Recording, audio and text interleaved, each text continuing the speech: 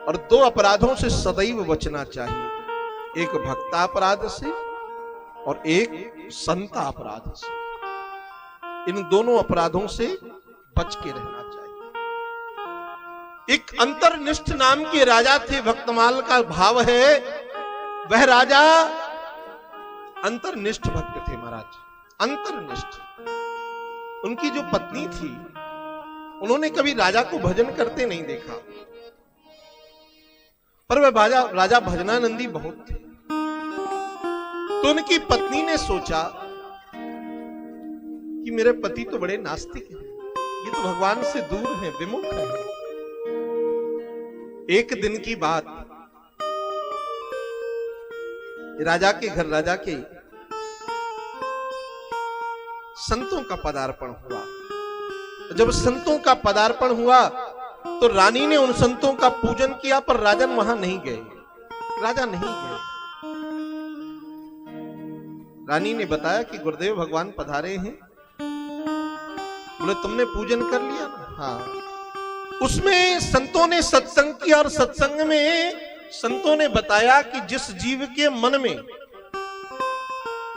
भगवान के प्रति वात्सल्य नहीं, भगवान के प्रति प्रेम नहीं, वह जीवित ही मुर्दे के समान है। संतों ने ऐसी बात सत्संग में कही। जब संतों ने ऐसी परिचर्चा करी तो रानी ने सुना, तो रानी ने कहा लगता है कि मैं तो विवाहित ही वैदव्य के तुल हूं, मैं विवाहित ही विधवा के समान हूं। मेरे पति तो कभी भी भगवान की उपासना करते ही नहीं, नाम लेते ही नहीं, ना तिलक लगाते, ना शिखा रखते। तो मुझे ऐसा लगता है कि मैं विवाहित ही विधवा हूं। पर एक दिन की बात है,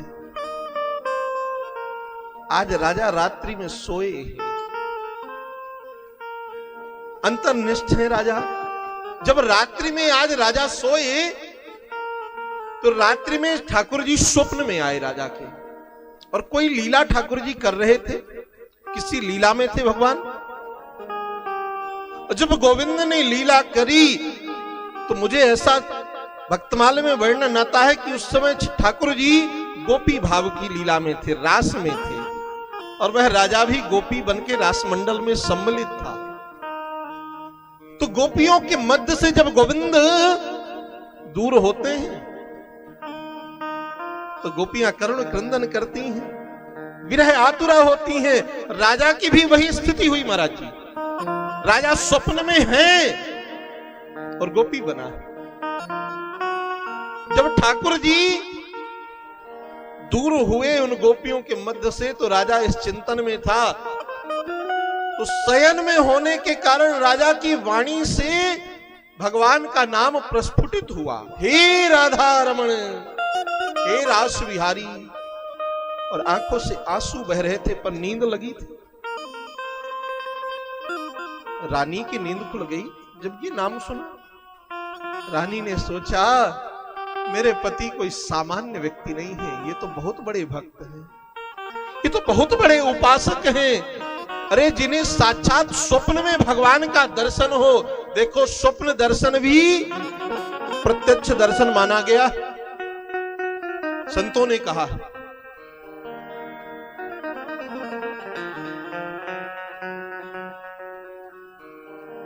रानी ने विचार किया ये सामान्य नहीं है, ये तो भगवान के बड़े ऊंचे भगत। आज रात्रि बीती, प्रातः बेला हुई, सवेरा हुआ, राजा तो अपने कार्यक्षेत्र में चला गया, राजकार्य में। पर रानी ने आज सुंदर भवन को सजाया, सुंदर पुष्पों से सुसज्जित किया, बंधन वारों लगाए, संतों को बुलाया, ब्राह्मणों को बुलाया, खूब दान कर रही है, खूब चकाचक भंडारा कर रही है, खूब धर्म कर रही है। जब शाम को राजा आए तो राजा ने कहा देवी आज ये इतना उत्सव, इतना आनंद किस बात का? रानी ने पूजन किया राजा का, तिलक लगाया, आरती उतारी, कहा महाराज आज आपका जन्मोत्सव है, आज आपका जन्मोत्सव है। राजा ने कहा बावरी तो नहीं हो गई, हमारा जन्मोत्सव तो व्यतीत हुए 2 महीने हो गए। रानी ने कहा, महाराज वस्तुतः मेरी दृष्टि में आज आपका जन्म हुआ है। मैं तो अभी तक आपको अभक्त ही मानती थी कि आप भगवान के विमुख हो, पर महाराज कल रात्रि को मैंने आपको स्वप्न में राधा माधव को पुकारते हुए सुना। गोविंद को आपने उच्चारण किया, गोविंद के नाम का। मैं समझ गई आप लीला में प्रवेश कर गए हैं भगवान की। रानी ने चरणों पर सर रख करके प्रणाम किया। मैं आपको बार बार प्रणाम करती हूं, आज मेरा भ्रम टूटा। मैं तो अभी तक आपको अभक्त ही मानती थी, नास्तिक मानती थी, पर आप तो बड़े ऊंचे भगत हो। आपके मुख से नाम निकल गया। इस बात को सुनकर राजा के अविरल अश्रुधार बहने लगी, झरझर आंसू झरने लगे। राजा ने कहा, देवी क्या सच में मेरी वाणी से नाम निकला? रानी ने कहा, हां नाथ, आपकी वाणी से नाम निकला। राजा ने कहा, जिस नाम को आज तक मैंने अपने हृदय में दबा के रखा, छुपा कर रखा, वह नाम आज इस हृदय से दूर हो गया, निकल गया। उसी क्षण राजा ने उस नाम के वियोग में महाराज जी अपने प्राणों का त्याग कर दिया। भगवत धाम को सिधार गया राजा। भक्तमाल ग्रंथकार कहते हैं महाराज जी कि त्रेता युग के राजा ने, दशरथ ने राम के वियोग में प्राण को त्यागा कि राम राम कही राम कही राम राम कही राम, तन परिहर रघुबर बिरह राउ गयौ सुरधाम। त्रेता काल के दशरथ ने राम के वियोग में प्राण त्यागे, पर मुझे लगता है कि कलयुग के इस अंतर्निष्ठ राजा त्रेता के दशरथ से भी श्रेष्ठ रह गए। इन्होंने नाम के वियोग में प्राण त्याग दिए। तो कहीं राम के वियोग में दशरथ ने छोड़ा, तो नाम के वियोग में अंतर्निष्ठ राजा ने प्राण त्याग दिया। देखो भाई, एक बात स्पष्ट कह दें, हम सब सामान्य जीव हैं, मन में कलुष बना हुआ है, भरा पड़ा हुआ है।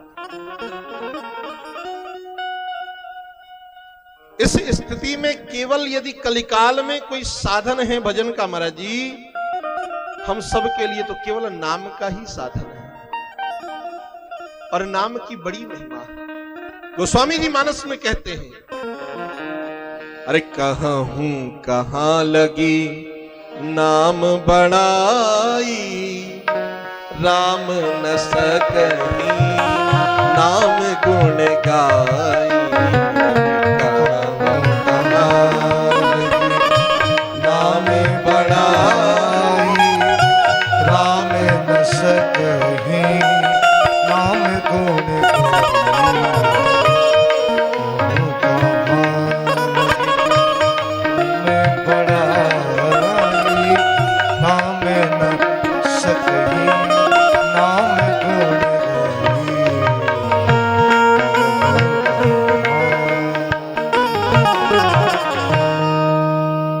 कहाँ लगे नाम बड़ाई, राम न सकहि नाम गुण गाई। इतनी बड़ी महिमा है भगवान के नाम की। इसलिए भैया, जब जागो तभी सवेरा।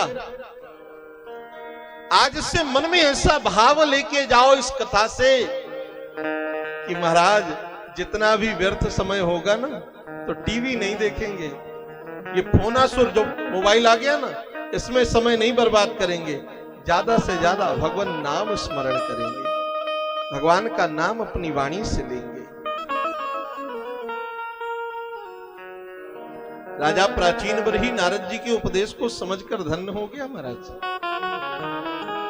श्री सुखदेव जी महाराज राजा परीक्षित को अहरनिश 3 दिनों से सत्संग सुधा में स्नान करा रहे हैं।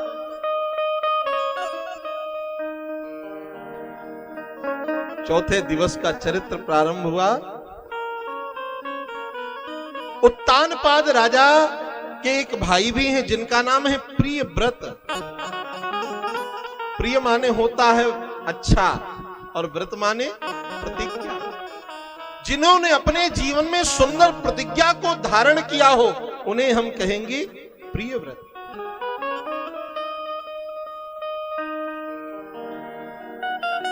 प्रियव्रत की ठन गई महाराज जी सूर्य से, और सूर्य के समान दिव्य रथ को प्राप्त किया प्रियव्रत ने। प्रियव्रत के पुत्र हुए अग्निध्र, अग्निध्र के पुत्र हुए नाभि, और नाभि के ही पुत्र हुए श्री ऋषभदेव जी महाराज। ऋषभदेव जी महाराज के 100 पुत्र हैं। कितने पुत्र? 100 पुत्र। एक दिन ऋषभदेव जी महाराज ने अपने सभी पुत्रों को बुलाया और बुला करके पूछा, बेटा ये मानव देह किस लिए प्राप्त की है? ये मनुष्य का तन हमें किस लिए प्राप्त हुआ?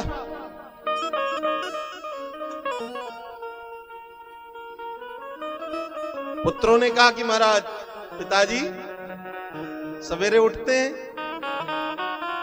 स्नान ध्यान करते हैं, जो थोड़ा बहुत पूजा पाठ बन गया कर लिए, स्वल्पाहार किया, अपने कार्य में चले गए। दोपहर आए तो फिर भोजन किया, संध्या हुई, चौपड़ खेला, रात्रि आई, सो गए। ऋषभदेव जी ने कहा, महाराज बस खाना पीना सोना हंसना रोना इसी के लिए मानव धन मिला, यही करते हो? तो फिर क्या करें पिताजी?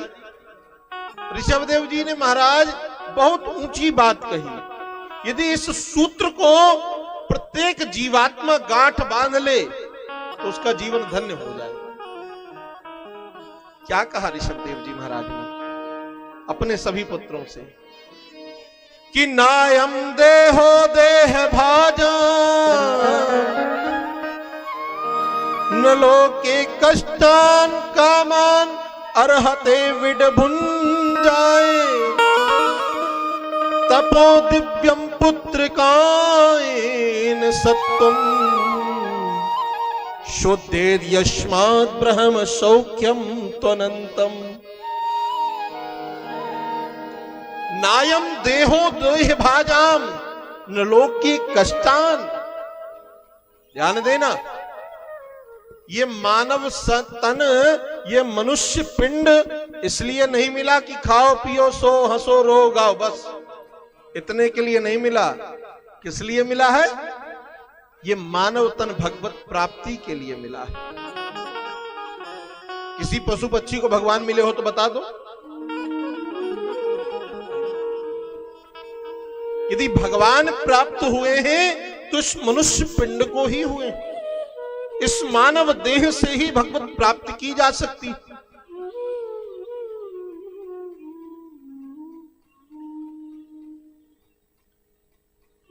तो बेटा, यह जीवन केवल खाने पीने हंसने रोने गाने के लिए नहीं, अपितु भगवान की उपासना, भगवान की भक्ति, भगवत नाम के लिए प्राप्त हुई। परिणाम महाराज 99 पुत्र उसी क्षण विरक्त हो गए। 99 पुत्र जंगल चले गए भगवान का भजन करने। एक बचे जिनका नाम है भरत। उन्हीं भरत के नाम से हमारी इस पवित्र भूमि का नाम पड़ा भारत। श्री भरत जी महाराज भी कुछ कालांतर तक राज्य का यापन किया। कालांतर में मन में आया कि मेरे भाई कितने श्रेष्ठ हैं, जो भगवान के भजन के लिए सब कुछ त्याग कर चले गए, और मैं कितना निष्ठुर हूं जो राज्य भोग भोग रहा हूं। उसी क्षण भरत जी महाराज ने भी संकल्प लिया और महाराज भजन के लिए निकल पड़े। कहां गए भरत जी महाराज भजन करने? भागवत में वर्णन आता है मुक्ति नारायण क्षेत्र गए। ये मुक्ति नारायण कहां है? नेपाल में। दास को अवसर मिला है मुक्तिनाथ जाने का, बड़ा दिव्य स्थान है। कोई गया है क्या मुक्ति नारायण?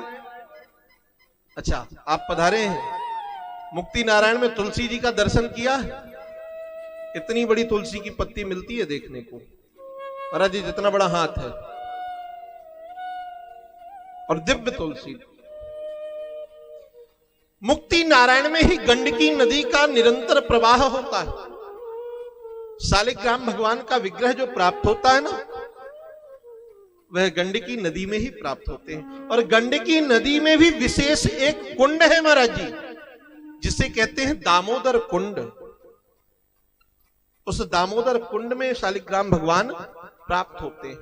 उस कुंड का वैशिष्ट है, यदि शालिग्राम भगवान विग्रह का मूल्यांकन करना है तो आप कुंड के जल में बाहर से तुलसी का पत्र दिखाओ तो अंदर से शालिग्राम भगवान उठ के आ जाएंगे और तुलसी जी में चिपक जाएंगे। ऐसा वर्णन किया है ग्रंथों में, संतों ने कहा। ऐसे पवित्र क्षेत्र में जाकर के भरत जी महाराज ने 200 माला जप का संकल्प लिया। 3 जन्मों का इतिहास कहा है भरत जी का। भजन करने गए, 200 माला जपते, पर एक दिन की बात है, एक मृग शावक को देखा। एक हिरणी गर्भ से थी, सिंह उस हिरणी के पीछे पड़ा हुआ था। हिरणी गर्भवती होने के कारण भरत जी महाराज आज स्नान कर रहे हैं गंडकी नदी में, सिंह पीछे पड़ा है।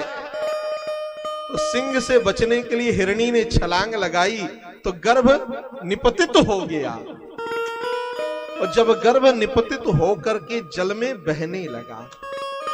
भरत जी संत हैं और संत का हृदय तो कोमल होता है। हमने निवेदन किया था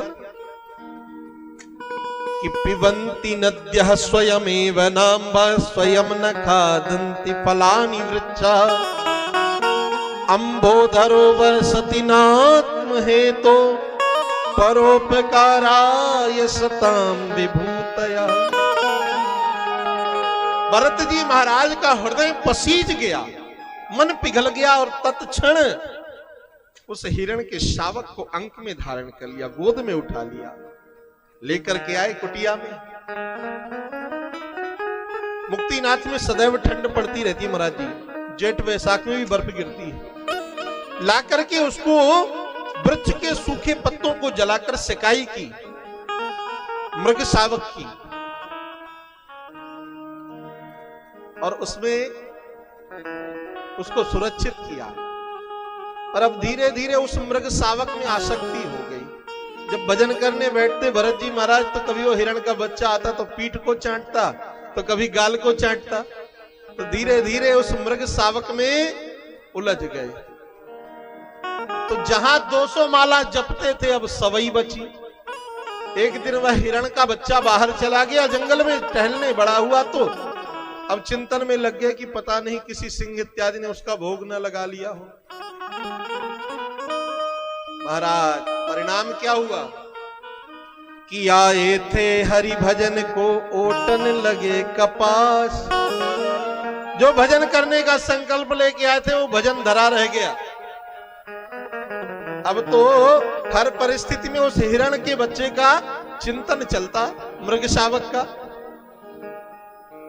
परिणाम क्या हुआ? शरीर पूरा हुआ, चिंतन में मृग शावक था। अंते मति सा गति, अंत में जो मति थी वही गति प्राप्त हुई। जन्म हुआ, दूसरा तुम हिरण बन गए। पर एक विशेषता थी, उसी हिरण की योनि में भी भरत जी महाराज अहिंसक थे। सारे हिरण हरी घास खाते और भरत जी महाराज हिरण के रूप में सूखी घास खाते। सूखी घास में कोई जीव नहीं रहता। भगवत कृपा से तीसरा जन्म मिला। जब तीसरा जन्म मिला महाराज, ब्राह्मण के घर में, नाम पड़ा पुनः भरत। भरत जी महाराज को अपने तीनों जन्मों की स्मृति है, याद है मैं क्या था, क्या हुआ, अब क्या हुआ। जब तीसरा जन्म मिला तो पंडित जी के यहां जन्म था, आचार्य जी के यहां ब्राह्मण वृत्ति ज्यादा थी। आचार्य जी ने कहा गायत्री मंत्र याद करके सुनाओ, छोटे थे। भरत जी महाराज ने विचार किया कि अभी पिताजी कहेंगे गायत्री मंत्र याद करो, फिर कहेंगे सत्यनारायण याद करो, फिर कहेंगे भागवत कथा याद करो। बोले जाओ जजमानी सुना के आओ। तो इसी में उलझ जाएंगे। यदि भगवत कृपा से ये तीसरा जन्म मिला है भगवान के भजन के लिए, इसे व्यर्थ नहीं गवाना चाहिए। तो पिताजी को कुछ याद करके सुनाया नहीं, यद्यपि भरत जी को वेद वेदांत का पूर्व बोध है, कुछ याद करके पिता को सुनाया नहीं। तो पिता ने कहा ये तो बड़ा जड़ है, नाम पड़ गया जड़ भरत।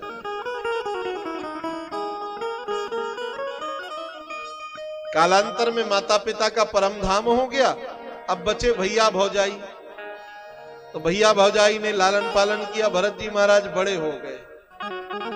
जब बड़े भये तो एक दिन भाइयों ने कहा जाओ भैया खेत की रखवाली करो। भरत जी खेत की रखवाली करने गए तो चिड़िया आके दाना चुगने लगी। और जब चिड़िया दाना चुगने लगी तो भरत जी ने कहा हमारा ना खेत है और ना हमारी चिड़िया, खेत है राम जी का, दाना है राम जी का, चिड़िया है राम जी की। तो भरत जी ने कहा सब राम जी का है तो सब रामई जी को चला जाए। भरत जी का भाव कैसा था? सबके ममता ताग बटोरी, मम पद मन ही बांध पर डोरी। सब राम जी का, सब संपत्ति रघुपति की आही, सारी संपदा राम जी की है। तो चिड़िया खाने लगी तो भाइयों ने देखा इसे रखवाली के लिए भेजा, ये तो बुला बुला के खिला रहा है, आओ री चिड़िया खाओ भर भर पेट। भाइयों ने घर से निकाल दिया। अब घर से निकाला महाराज तो जंगल में कोल भीलों ने पकड़ लिया। कोल भीलों ने कहा महाराज कोल भीलों के राजा को बलि देनी थी। तो कोल भीलों ने कहा बढ़िया हृष्ट पुष्ट व्यक्ति मिल गया, इसी का आज बलि दिया जाए। पहले नर बलि का प्रचलन था, कलिकाल में भी कुछ काल तक महाराज जी प्रचलन चला। एक संत हुए हैं अपनी भारत भूमि में, श्री राम मंगल दास रामायणी जी, अयोध्या धाम के, करीब 300 वर्ष पुरानी बात है। उन्होंने नरबली पर बड़ा विरोध किया और इसे पूर्णतः बंद कराया। जब भरत जी महाराज को कोल भील पकड़कर ले गए बलि देने के लिए, तो महाराज जैसे बलि देने का समय आया तो पहले जिसकी बलि दी जाती है चकाचक खिलाया पिलाया जाता है, नहलाया धुलाया जाता। भरत जी ने कहा वाह देखो क्या ठाकुर जी ने व्यवस्था भेजी है, कुछ करना नहीं है, सब करने वाले लगे। और जब बलि देने का समय समीप आया, राजा ने खड्ग उठाया, मारने की चेष्टा करी तो भद्रकाली प्रकट हो गई। भद्रकाली ने सबके सर विदीर्ण कर दिए। भरत जी ने कहा रे ये आपने क्या किया देवी? अरे बोले ये मारने आए थे। बोले कोई किसी को मार नहीं सकता और ना कोई किसी को बचा सकता, ये संसार का उपक्रम है, कोई आया कोई जाएगा, ये चलता रहता। पुनः जीवित करो। जीवित किया। कोल भीलों ने प्रणाम किया। भरत जी आगे बढ़े और जब आगे बढ़े तो एक दिव्य पालकी में 4 कहार पालकी लेकर के आ रहे हैं। उस पालकी में बैठा कोई विशेष व्यक्ति है। कौन बैठा है? रहुगण। ये पृथ्वी का सम्राट है रहुगण। एक कहार बीमार हो गया राजा रहुगण का। तो जब एक कहार बीमार हुआ तो कहारों ने, अन्य कहारों ने कहा महाराज एक कहार बीमार है। राजा ने कहा संपूर्ण पृथ्वी मेरी है, जो मिल जाए उसे लगा लो। भरत जी मिल गए, भरत जी को ही लगा लिया। और जब पालकी ढोने में भरत जी को लगाया तो भरत जी महाराज ठहरे साधु। पालकी चला रहे हैं भरत जी। ये जब पालकी चला रहे हैं तो कोई मार्ग में चींटी आती तो भरत जी छलांग लगाते कि चींटी पर पैर ना पड़े।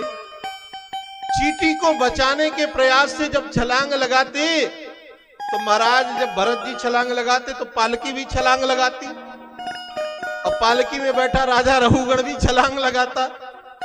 भाई कोई इस तखत को हिलावे तो हम ऊपर बैठे तो हम तो अपने आप हिल जाएंगे। ऐसा ही उपक्रम हुआ। जब पालकी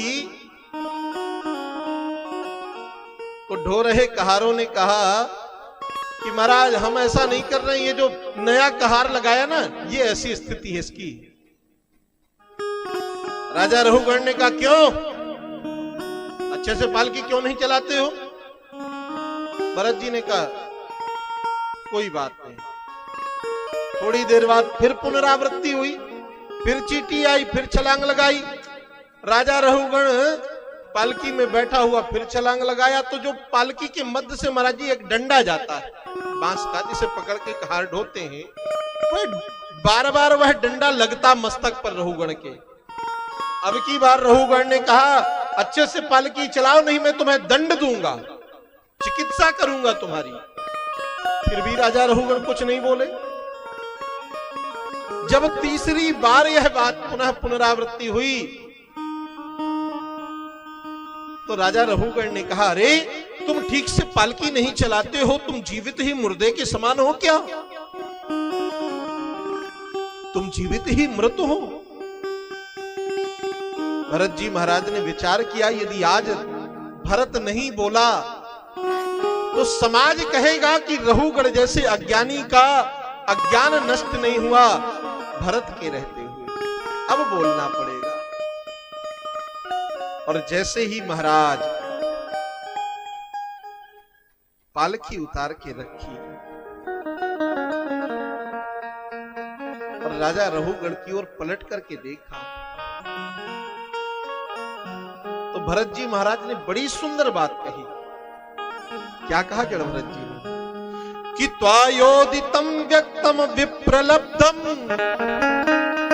भरतु शमे स्याद्यदि वीर भारः गंतुर यदि स्यादधिगम्य मधवा पिबेति रासो न विदाम प्रमादः। राजन तुम्हारी बात मेरी समझ से परे है। तुमने कहा मैं जीवित ही मुर्दे के समान हूं। एक बात समझ लेना राजन, जीवन में मरना और जीना एक तुल्य है। यदि जीव का जीवन भगवत भक्ति के विमुख है तो वह जीव मृतवत है, और यदि जीव के जीवन में भगवत भक्ति है तो वह व्यक्ति जीवित है। तुमने कहा तुम मुझे दंड दोगे, चिकित्सा करोगे मेरी? क्या चिकित्सा करोगे, क्या दंड दोगे मुझे? अरे गेहूं को पीसकर आटा बना दोगे, आटे से भी कुछ बना सकोगे क्या? फूलों के रस से इत्र निर्मित होगा, इत्र से भी कुछ कर सकोगे क्या? कुछ नहीं कर सकोगे। तीसरी बात तुमने कही बड़े दुबले पतले हो। एक बात ध्यान देना राजन, स्थौल्यम कार्श्यम व्याधय आगयश्च क्षोत्रभयम कलिरिच्छा जरा च निद्रारतिर्मन्युरहं मदः देहेन जातस्य हि मेन सन्ति। स्थौल्यम कार्श्यम, मोटा होना, पतला होना, दुबला होना, यह शरीर का धर्म है। शरीर मोटा होता है, पतला होता है, दुबला होता है, छोटा होता है, बड़ा होता है। मन में भय होना, ग्लानि होना, चिंता होना, ये मन का धर्म है। सत और असत का चिंतन ये विवेक का धर्म है। पर मैं ना तो विवेक हूं, ना शरीर हूं, ना मन हूं, मैं हूं चिन्मयी आत्मा।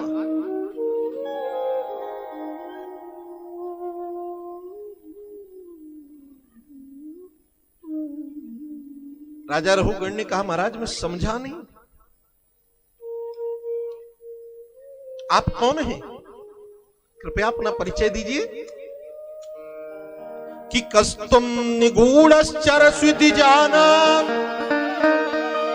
बिभर्षि सूत्रम कतमोवधूतः कस्यासि कुत्रत्तैहापि कस्मात् क्षेमायनश्चेदसि नोत शुक्लः। बिभर्षि सूत्रम कतमोवधूतः, आपने जो यज्ञोपवीत पहन रखा, ये यज्ञोपवीत बता रहा है आप कोई ब्राह्मण हो? भरत जी ने कहा फिर गलती कर रहे हो राजन, मैं कौन हूं, तुम कौन हो? जो मैं हूं वो तुम हो, जो तुम हो वो मैं हूं। अभी अभी मैंने कहा न मैं मन हूं, न बुद्धि हूं, न शरीर हूं, मैं हूं चिन्मयी आत्मा। और आत्मा का कोई परिचय नहीं होता। आत्मा बिंब है। किसका बिंब है? गोविंद का ही प्रतिबिंब है आत्मा। हम लोग कहते हैं ना, ईश्वर अंश जीव अविनाशी, चेतन अमल सहज सुख राशि। प्रत्येक जीवात्मा भगवान का अंश है, भगवान अंशी हैं सबके। प्रेम से बोलो जय श्री राधे। रघुगण ने कहा, महाराज मेरी बात समझ में आई थोड़ा थोड़ा, पर आप ये तो बताओ कि पालकी में मैं बैठा हूं, तो पालकी का जो डंडा है मुझे लगा तो कष्ट तो मुझे हुआ ना। भरत जी ने कहा, ये तुम्हारा बोध जो है ना बड़ा संक्षिप्त है। अरे भाई, पालकी में बैठे हो तुम और पालकी हम पर बैठी है, तो परिश्रम किसे हो रहा है? जो पालकी को ढो रहा है। रघुगण ने कहा, महाराज जरा स्पष्ट करिए, समझ में कम आ रहा है। रघुगण ने कहा, मान लो एक बर्तन है, अग्नि के चूल्हे में बर्तन रखा हुआ है, पात्र रखा हुआ है, पात्र में जल डाला गया और जल में चावल डाला गया, तो पकेगा क्या? चावल। तो कष्ट तो चावल को हुआ ना। भरत जी ने कहा, वारे ज्ञानी बड़ी ऊंची बात कही। ठीक है, तेरे ही सिद्धांत से तुझे समझा रहे हैं। पालकी मान लो अग्नि में बर्तन रखा है, बर्तन में पानी है, नीचे अग्नि जल रही है, पर चावल की जगह पत्थर डाल दिए जाए तो कौन पकेगा? पानी पकेगा ना। क्या पकेगा? पानी। तो जड़ को कोई कष्ट नहीं, कष्ट तो चैतन्य को है। और तुम तो जड़ हो चुके हो, बुद्धि से जड़ हो चुके हो। राजा रघुगण का अज्ञान तिमिर नष्ट हो रहा है, धीरे धीरे अज्ञान छट रहा है। रघुगण ने कहा, महाराज जीव को आत्मबोध कैसे होगा? रघुगणित तपसा, जीव को आत्मबोध कैसे हो, ये मुझे स्पष्ट कहिए। तो भरत जी ने बड़ी ऊंची बात कही कि रघुगणित तपसा नायाति न चेजया निर्वपणा गृहात्वा कि न छांदसा नैव जलाग्नि सूर्यैर् बिना महत्पाद रजोभिषेकम्, बिना महत्पाद रजोभिषेकम्। राजन, यदि आत्मबोध चाहते हो, आत्मचिंतन चाहते हो, आत्म मंथन चाहते हो, तो जाओ किसी संत की शरणागति में बैठ जाओ, अपने आप आत्मबोध हो जाएगा।